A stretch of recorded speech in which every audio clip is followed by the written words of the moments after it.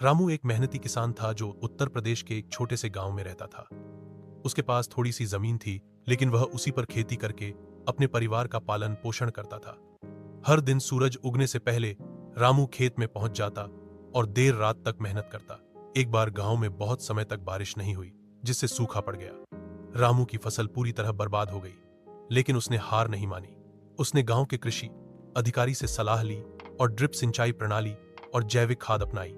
धीरे धीरे उसकी जमीन फिर से हरी भरी होने लगी। अगले साल रामू ने न केवल अच्छी फसल उगाई, बल्कि गांव के बाकी किसानों को भी आधुनिक खेती के तरीकों के बारे में बताया। उसकी मेहनत और लगन ने न केवल उसका जीवन बदला, बल्कि पूरे गांव की खेती में नई जान फूंक दी। रामू की कहानी हमें सिखाती है कि कठिनाइयां चाहे जितनी भी हों, अगर हिम्मत और समझदारी से काम लिया जाए तो सफलता जरूर मिलती है।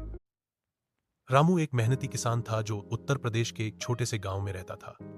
उसके पास थोड़ी सी जमीन थी, लेकिन वह उसी पर खेती करके अपने परिवार का पालन पोषण करता था। हर दिन सूरज उगने से पहले रामू खेत में पहुंच जाता और देर रात तक मेहनत करता। एक बार गांव में बहुत समय तक बारिश नहीं हुई, जिससे सूखा पड़ गया। रामू की फसल पूरी तरह बर्बाद हो गई, लेकिन उसने हार नहीं मानी।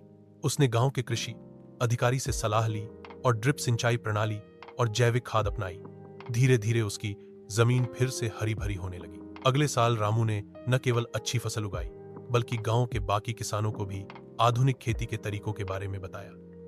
उसकी मेहनत और लगन ने न केवल उसका जीवन बदला, बल्कि पूरे गांव की खेती में नई जान फूंक दी। रामू की कहानी हमें सिखाती है कि कठिनाइयां चाहे जितनी भी हों, अगर हिम्मत और समझदारी से काम लिया जाए तो सफलता जरूर मिलती है।